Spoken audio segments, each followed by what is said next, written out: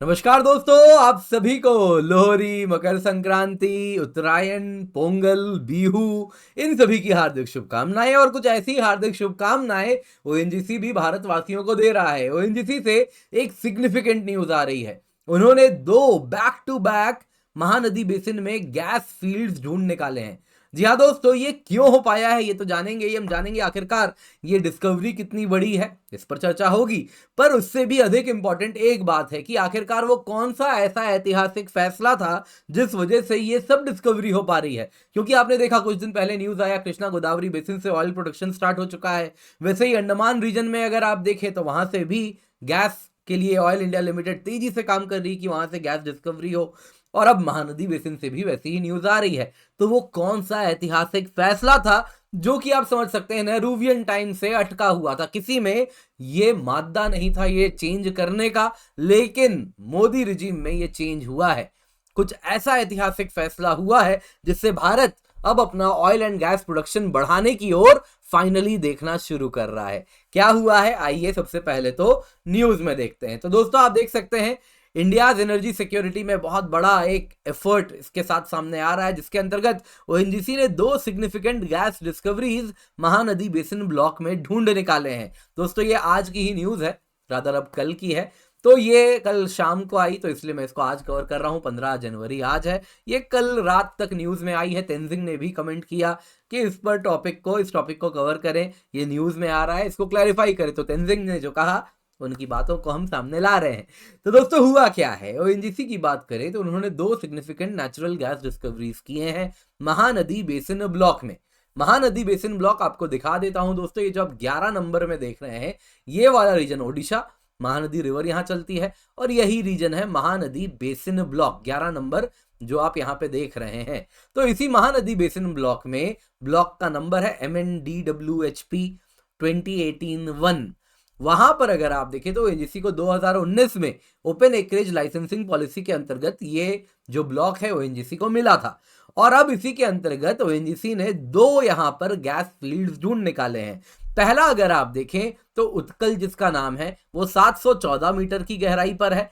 दूसरा अगर आप देखें तो 1110 मीटर की गहराई पर है। क्या मतलब हुआ दोस्तों, अक्सर होता क्या है, कुछ इस प्रकार से आप समझिए, ये पानी है, इस प्रकार से एक कैप रॉक है जिसके बीच में ऑयल एंड नेचुरल गैस फंसा हुआ है।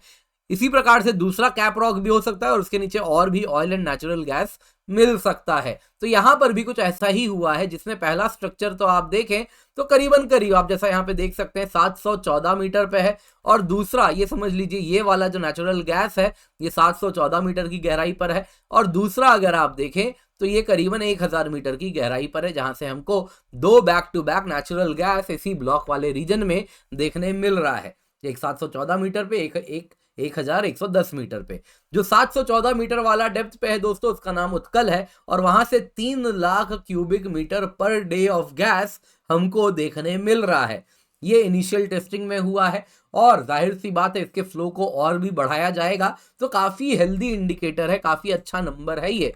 क्यों मैं इसको अच्छा कह रहा हूं दोस्तों, अगर हम अपना नेचुरल गैस कंजम्पशन देखें तो इंडिया करीबन 158.2 million standard cubic metres of gas per day consume करता है। यानी कितना हो गया, 1582 लैक्स। जिसमें से अगर आप देखें तो सबसे ज्यादा फर्टिलाइजर सेक्टर हमारा कंज्यूम करता है।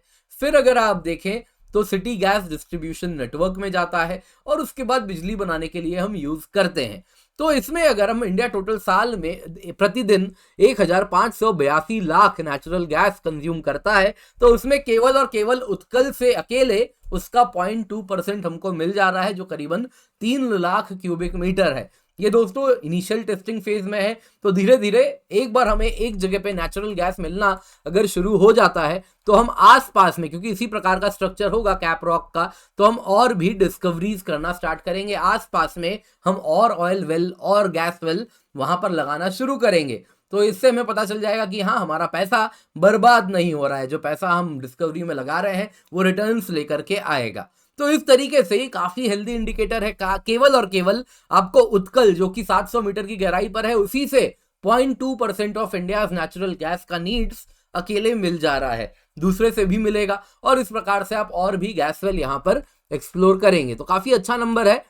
एंड इसी को मैं और आगे बढ़ाता हूं दोस्तों। गैस पर हमारा जो कहीं ना कहीं अगर आप देखें तो उस पर जो पकड़ है उसको हम मजबूत करना चाह रहे हैं। नेचुरल गैस को ब्रिज फ्यूल कहा जा रहा है। ब्रिज फ्यूल क्या हुआ, अभी जिस प्रकार से हम फॉसिल फ्यूल यूज करते हैं जो कार्बन उत्सर्जन करते हैं, कार्बन जनरेट करते हैं, और फ्यूचर में जो फ्यूल होगा जो कि ग्रीन होगा, तो उन दोनों को जोड़ने वाला जो लो कार्बन एमिशन वाला फ्यूल है उसको ब्रिज फ्यूल कहेंगे। तो वही गैस है। गैस क्या है, वो ब्रिज है जो कि आज कार्बन उत्सर्जन करने वाले फ्यूल को फ्यूचर के जीरो कार्बन उत्सर्जन करने वाले फ्यूल से जोड़ता है, जो बीच में हम यूज करेंगे। तो नेचुरल गैस उसी कैटेगरी में डाला जाता है, क्योंकि इससे जो कार्बन एमिशन होता है काफी कम होता है कंपेयर टू कोल या फिर ऑयल। और हमारा सपना भी है net zero carbon emission Bharat को 2070 तक करना है, तो इसलिए हम नेचुरल गैस को तेजी से उसका जो इस्तेमाल है वो बढ़ाना चाह रहे हैं। नेचुरल गैस की अगर हम बात करें दोस्तों, तो इंडिया का जो नेचुरल गैस का जो हम चाहते हैं कि इस वक्त हम 6.3% of total energy needs natural gas से मीट करते हैं। हम चाहते हैं ये बढ़ के 15% हो जाए 2030 तक।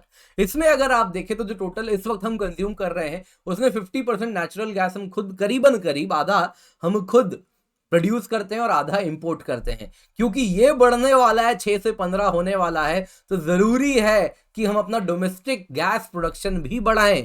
तो उसके लिए बहुत इंपॉर्टेंट है इस प्रकार से और डिस्कवरीज हो। पर दोस्तों ये अभी शुरुआत है, इस प्रकार की डिस्कवरी अभी और होनी है। कारण क्या है आपको बताता हूं।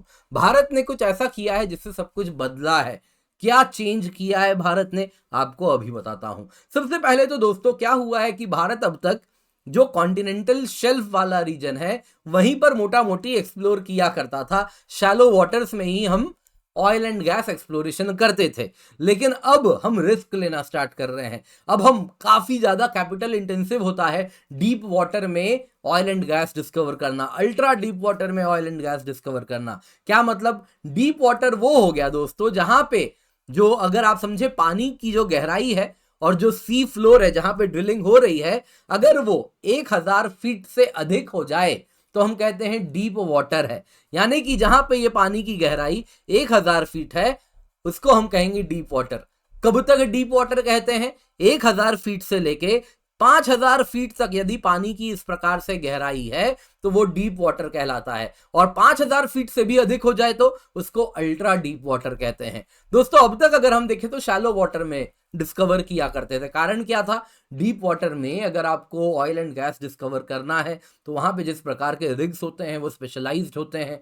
इसके सिवा वहां पे इतने हाई प्रेशर सिचुएशन में इन सारे ऑपरेशंस को अंजाम देना काफी ज्यादा कैपिटल इंटेंसिव होता है, बहुत पैसे लगते हैं। तो अब तक हम वहां पे रिस्क नहीं ले रहे थे। लेकिन दुनिया अगर आप देखें तो इसी प्रकार से ब्राजील की बात करें तो शैलो वाटर से अब वो ज्यादा ऑयल एंड गैस नहीं निकालते। ये क्रूड ऑयल प्रोडक्शन का डेटा है, आप देख सकते हैं। अब पूरा क्रूड ऑयल उनका डीप वाटर से आना शुरू हुआ है, थोड़ा अल्ट्रा डीप से हुआ है, शैलो में बहुत कम है। यूएस का भी आप देख सकते हैं डीप अल्ट्रा डीप का शेयर कितना ज्यादा है। वैसे ही अंगोला में भी आप देख सकते हैं जहां पे वेस्टर्न कंपनीज ऑपरेट करते हैं। वैसे ही आप नॉर्वे में भी देख सकते हैं शैलो का कैसे कम होता गया है, डीप वाटर से जो ऑयल निकल रहा है उस पर फोकस किया गया है। रेस्ट ऑफ द वर्ल्ड जिसमें भारत भी है आज भी शैलो पर ही ऑपरेट कर रहा है। लेकिन जहां हम शैलो से डीप वाटर वाले, अल्ट्रा डीप वाटर वाले जो हमारे हाइड्रोकार्बन एसेट्स हैं उनको अगर हम टैप करने लग गए तो ये पैराडाइम चेंज होगा।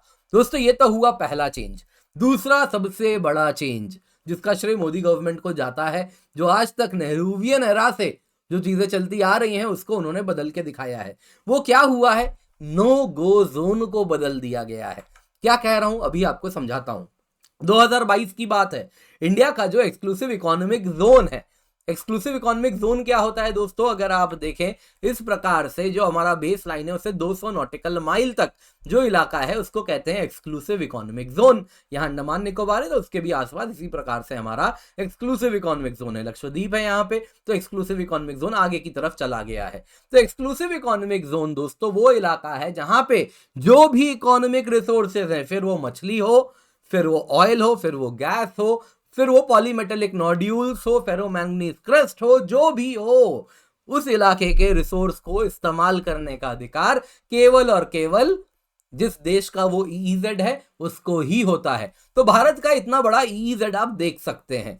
तो अगर हम इस EEZ की बात करें तो इसका 2.36 मिलियन स्क्वायर किलोमीटर इसका साइज है, जिसमें से अगर आप देखें तो 1 मिलियन स्क्वायर किलोमीटर यानी 42% नो गो जोन था। नो गो जोन का क्या मतलब हुआ? मतलब ये हुआ दोस्तों, ये वो इलाके हैं इसमें से करीब 1 मिलियन स्क्वायर किलोमीटर जहां पे department of defence, department of space, ministry of defence, department of space, इन सब ने कह रखा है यहाँ पे कोई ऑयल एंड गैस एक्सप्लोरेशन नहीं होगा, ये हमारा सेंसिटिव लोकेशन है। तो अब इसमें बदलाव क्या आया? इनको पीएमओ ने कहा कि इसको आप रिकंसिडर कीजिए, इतने बड़े इलाके को आप नो गो जोन बोल के सेंसिटिव नहीं कर सकते। तो यहां पे क्या किया गया, ऑयल एक्सप्लोरेशन पर्सपेक्टिव से अगर मैं बात करूं तो 3.4 मिलियन स्क्वायर किलोमीटर का भारत का सेडिमेंट्री बेसिन है। सेडिमेंट्री बेसिन क्या हुआ जो आप यहां पे देख रहे हैं। अब दोस्तों तेल ऑब्वियसली अगर आप देखें तो ऑर्गेनिक चीजों से ही बनेगा, तो वो किस में बनेगा, किस प्रकार के रॉक में होगा? सेडिमेंट्री रॉक्स में होगा। तो भारत में जहां जहां सेडिमेंट्री रॉक्स मिल रहा है उसको हम सेडिमेंट्री बेसिन वाला रीजन कहते हैं। तो ये सब क्या है, भारत के अलग अलग सेडिमेंट्री बेसिन हैं जो आप यहाँ पे देख रहे हैं। तो इस सेडिमेंट्री बेसिन की बात करूं तो इंडिया का total sedimentary basin 3.4 million square kilometre का है, जिसमें 1.73 मिलियन स्क्वायर किलोमीटर ऑफशोर है, यानी क्या है, समुद्री है, जैसा आप यहाँ पे देख सकते हैं। तो आप देख सकते हैं ये EEZ में आ रहा है, ये सभी का सभी ऑफशोर सेडिमेंट्री बेसिन है। फिर वो कृष्णा गोदावरी हो गया, महानदी हो गया, अंडमान हो गया, ये सभी के सभी अगर आप देखें तो ऑफशोर है। इस 1.73 लाख मिलियन स्क्वायर किलोमीटर जो ऑफशोर सेडिमेंट्री बेसिन है उसका 40% इलाका नो गो जोन था। मिसाइल टेस्टिंग या अलग अलग चीजों के नाम पे उनको रोक के रखा गया था, सेंसिटिव लोकेशन इस प्रकार से रोक के रखा गया था। फिर क्या हुआ, गवर्नमेंट ने डिफेंस एंड स्पेस एजेंसीज के साथ पीएमओ ऑफिस से बातचीत हुई। उन्होंने कहा कि भैया इलाका रिलीज कीजिए, नेशनल सिक्योरिटी है, भारत को अपना ऑयल एंड गैस एक्सप्लोरेशन बढ़ाना है। तो उसके लिए गवर्नमेंट ने एक स्ट्रोक में department of space, ministry of defence ने 99% ऑफ एरियाज जो कि सिक्योरिटी रीजंस के लिए प्रोहिबिटेड थे उनको हटा दिया, और इसके साथ ये इलाकों से अब ये नो गो जोन से गो जोन हो गया, जिसके साथ अब यहाँ पे oil and gas production, exploration सब कुछ अलाउड है। जैसे अगर हम महानदी बेसिन रीजन की बात करें तो यहाँ पे अब्दुल कलाम आइलैंड है। अब्दुल कलाम आइलैंड से अगर आप देखें तो DRDO अपने रॉकेट मिसाइल्स वगैरह टेस्टिंग करती है। तो उनका कहना था कि पहले की बात है कि जो महानदी बेसिन वाला इलाका है ये मिसाइल की ट्रैजेक्टरी में आता है, उसके पाथ में आता है, तो इसलिए यहाँ पे नो गो जोन बना के रखा था। तो अब उनको बोला गया कि भाई यहाँ पे सरकारी कंपनीज हैं जो कि ऑपरेट कर रही हैं, तो उनको अलाउ किया जाना चाहिए। तो उनके लिए अब ये नो गो जोन हो गया है, और इस प्रकार से भले मिसाइल ट्रैजेक्टरी जा रही है लेकिन अब वहां पे ऑयल एंड गैस एक्सप्लोरेशन किया जाएगा, क्योंकि ये भी नेशनल सिक्योरिटी का मामला है। तो इस प्रकार से आप अगर देखेंगे तो जब से ये नो गो जोन हटाया गया है तब से ऑफशोर रीजन से आप तेजी से ऑयल एंड गैस प्रोडक्शन की न्यूज सुन रहे हैं। अभी रिसेंट बात है ना, KG बेसिन से ONGC ने ऑयल प्रोडक्शन स्टार्ट किया, डीप वाटर ब्लॉक था। तो क्यों हुआ? क्योंकि डीप वाटर के लिए हम रिस्क लेना स्टार्ट किए और नो गो जोन बदला गया है। अंडमान निकोबार पूरा इलाका नो गो जोन था, वहां पे ऑयल इंडिया कह रहा है कि हम यहां पे ड्रिलिंग स्टार्ट करने वाले हैं। तो ये इसीलिए हो पाया है क्योंकि एक रिवॉल्यूशनरी स्टेप कुछ साल पहले लिया गया है। तो उम्मीद करता हूं दोस्तों आपको एनालिसिस पसंद आई होगी। तो इस वीडियो को लाइक जरूर करें, भारत संवाद हमारा चैनल है, इसको सब्सक्राइब करें, और आपको और भी बहुत सारे वीडियोस जिसमें मैंने इन डेप्थ अंडमान के ऑयल के बारे में बताया है, KG बेसिन के ऑयल के बारे में बताया है, अंडमान में गैस है कितना है, उन सब पर चर्चा हुई है, कितना सच है कितना अफसाना है, क्योंकि YouTube में बहुत ज्यादा अगर आप देखें तो अंडमान ऑयल के बारे में झूठ चल रहा है। तो वो सच आपको इस वीडियो में मिल रहा है, इसको जरूर देखिएगा। भारत संवाद हमारा चैनल है, उसको जरूर सब्सक्राइब करें।